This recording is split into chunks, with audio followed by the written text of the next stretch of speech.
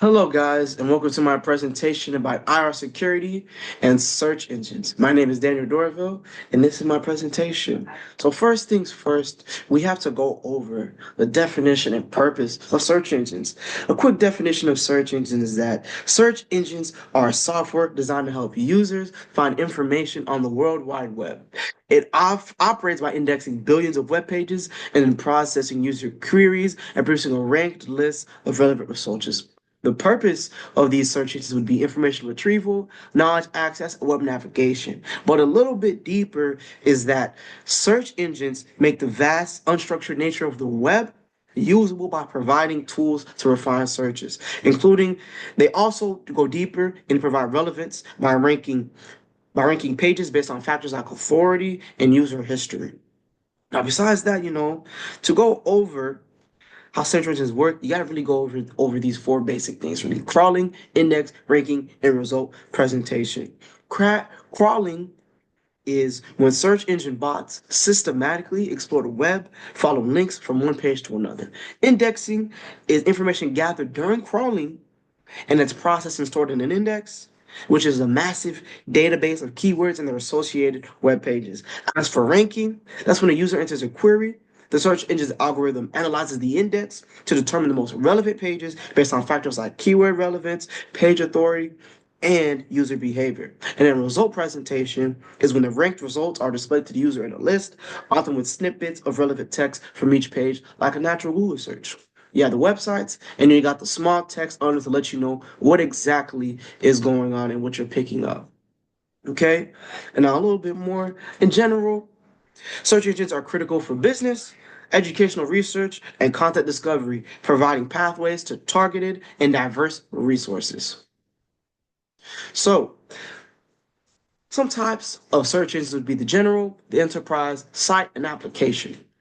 For general, our examples here are Google, Bing, Yahoo, Yandex, and Baidu.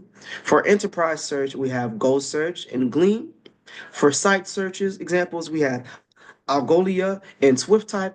And then for application, we have Google Cloud Search and Copilot. So to explain them real quick, Google search engines general search engines surface public information across internet, and then enterprise search engines surface internal company information across workplace apps. Site search engines surface public information from one particular website, and then application search engines surface internal information within specific applications. Some other types would be the meta search engines, vertical search engines, and social search engines.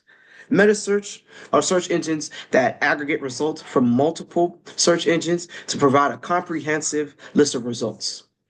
As for vertical search engines, they're search engines specializing in a specific niche or industry, such as academic search engines, job searches, or product search engines. As for social search engines, they're search engines focusing on finding information from social media platforms. So here for Meta, we have Dogpile and Metacrawler. For vertical, we have Google Scholar, Indeed, and Amazon. And another thing we could be is LinkedIn, for example. As for social search, that would be we have Twitter, also known as X, and then Facebook, currently known as Meta, and then Instagram. Overall, it's important that these cats realize the categories are not mutually exclusive, and many search engines may fall into multiple categories. The best search engine for a particular task depends on the specific needs that the user is looking for. Most commonly used would be the general search, social search, and vertical search. Again, this is general, this is social, this is vertical. And I say these are the most common because in most cases, these are what people are utilizing a search engine for, right? You have Google searches, Bing, Yahoo for just general stuff, right? Social search, jobs, work, specific services, and then vertical, that'd be social media platforms, stuff like that. Well, sorry, social media is the last, and then vertical would be the jobs and the different and research, things of that nature. Okay. So next we have history.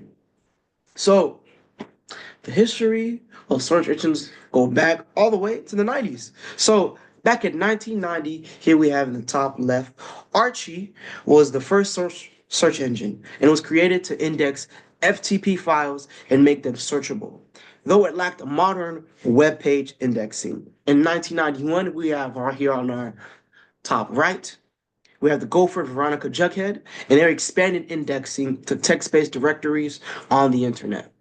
And then on the bottom left, we have the World Wide Web Wanderer, one of the earliest tools for indexing webs and focusing on size and growth rather than content relevance.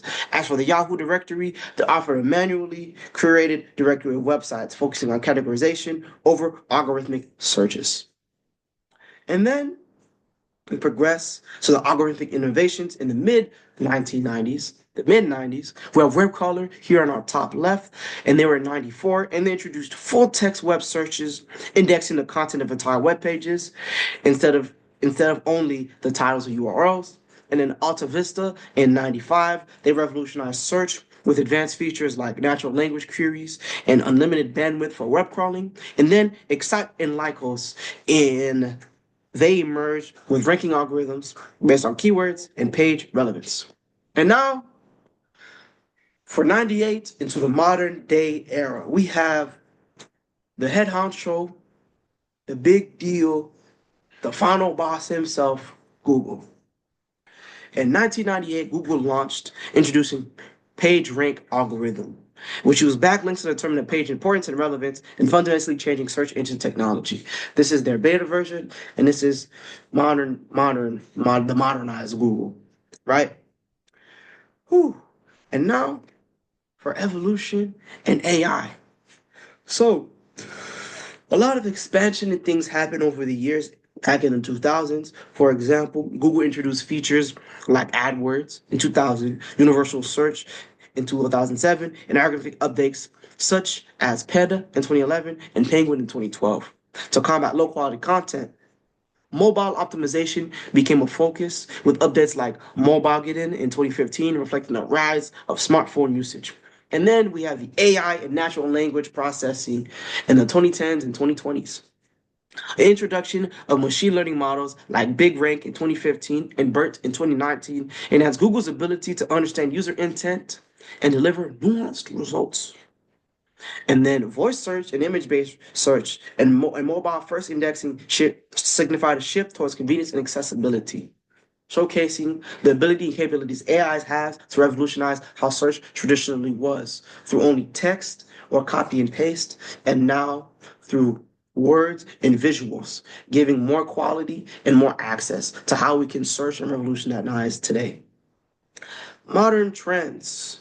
We have AI-powered systems like MUM in 2021, which enabled search engines to process complex queries across multiple formats. And then privacy and user experience and multimedia integration continue to shape advancements in search technology. There's also some cons as well. And some of those cons of the search engine utilization would be, we have, let's get to utilization first. We got a little ahead of ourselves. So utilization commonly is information retrieval, web navigation, e-commerce, research, and academic purposes, and entertainment and leisure. Informational retrieval is commonly just the general use, right? Finding information about, where can I buy this? Where can I look for that? Oh, I'm looking for this dress or this outfit. What website is best linked to that and things of that nature. Web navigation, trying to find the right website for the right service or task you need to do. E-commerce, trying to buy things online, whether that be eBay or Amazon or things of that nature. And then research academic purposes, looking up scholarly websites, looking up blogs, looking up posts, finding relevant details and citations for whatever you're researching, studying, or trying to prove.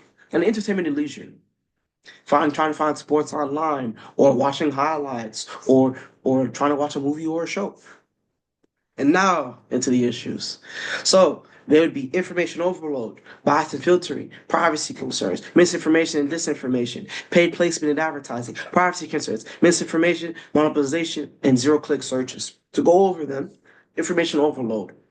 If you're looking up something online, there's often the issue where you're looking for one thing. Now, let's say I'm looking up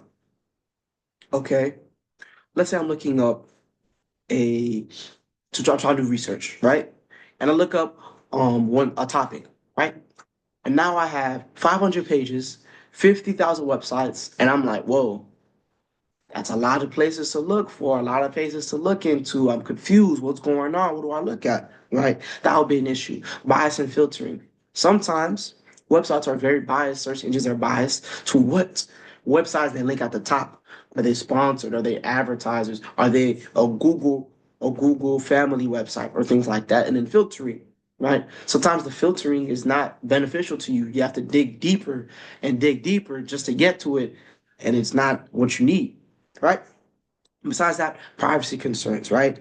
Search engines collect and store user data, raising concerns about privacy and data security. And then besides the fact that they use your data information to also advertise different things on search engine websites.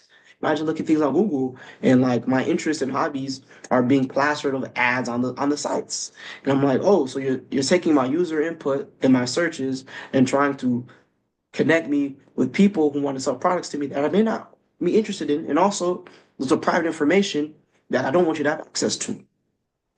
It's for misinformation and disinformation. This is the internet, and a lot of people commonly we expect people to be truthful and factual and respectful online and only puts the most truthful and factual information. But in fact, this is the internet and people are lying and capable of lying. And sometimes you can't fact check or check that they're lying if you don't know. So there's a lot of times where there'll be information online that's not true, that is incorrect, and is negative in its value and utilization. Besides that, there's paid placement and advertising. So some search engines are are manipulated or not, are manipulative in their nature that they throw advertisements and paid placements, which affect the quality and relevance of the search results, which in turn gets in the way. Besides that, put privacy concerns here twice because I want to emphasize again how really they really take advantage of our user input and use that data to sell us a product or to sell us to companies, which is not what we're interested in. And misinformation, once again, double down on the fact that that's a really prevalent issue on the internet. Imagine doing a research paper and you're trying to access different websites, different blogs, different news articles, and then there's your misinformation on the articles or the blogs, and you can't fact check because you're not a professional in that concept or that topic. Right? And then monopolization. Some search engines have more authority in the market, and because of that, the new competition is non-existent or hard to even start off. And these domination limits competition, and which leads to how information is ranked and displayed, which is also meaning that we're because of Google being the way Google is, and there's no competition in the lower sector, we have to just accept the way Google is, and we can't have alternatives. We don't have major alternatives. Zero-click searches with tools providing instant answers. Users increasingly find information without visiting original sources, which negatively impacts website traffic and the creators of those topics and things of that nature. And next, we have what we have in the future. In the future, we have AI-powered search, voice search, visual search, personalized search, and ethical considerations. For AI-powered search, those are the benefits of AI. AI transforming how we find information, AI transforming the quality of the experience, allowing us to have more quality things, even being able to interpret what we're asking so that we can have that answered more clearly and more efficiently and effectively. There's also the fact that Google Gemini, right under when you search something, Google Gemini is the first thing that pops up, giving you AI generated information and citations and references, and then under is the websites and all that other stuff. Voice search, the transition from having to type all day or copy and paste or type on your phone, when you can just turn on the microphone and just speak your question into the search browser and then the search engine, and then it just searches up, which lets less work on you and less work on having to type. It gives us convenience. Visual search, when you have images and you want to find the origin of the images or see if the image has different versions or different qualities and things of that nature, right? And the fact that we're gonna have search engines be able to process and understand these images, which is honestly a very revolutionized thing. Personalized search, search engines tailoring to individuals' user preferences, interests, and delivering more relevant, customized results. Again, which can be a result of them stealing your information and using it. because the only way it can be personalized is if they're paying attention and taking information you may not necessarily consent to, which brings us right into our ethical considerations, right? Our machine learning are becoming more advanced, and then they're growing to need to address ethical concerns of bias, privacy, and transparency. How much do you know about me, Google? How much do you know about me, Bing, Yahoo? I know you want to make a better experience for me and make it more personalized, but ethically, that means you know stuff about me I don't want you to know or need you to know. Which is also a concern to be considerate of. And then from here on, we have our conclusion. Search engines have had an interesting journey up until now. Technology advances in the way they have changed our lives have had various results. The over-reliance on technology and technology use slowly taking away our ability to be self-dependent or think for ourselves. How it invades our privacy, how it transforms how we communicate, how it gives us new opportunities to grow and develop our creations. Search engines are going to develop even further and further. And so will us as the users. Hopefully, the growth will benefit both us and the technology, and it won't be invasive and manipulative and predatory. But only time will tell. So I thank you again for my presentation. These are my references, and this ends my presentation. Thank you, and hopefully you guys learn more about search engines.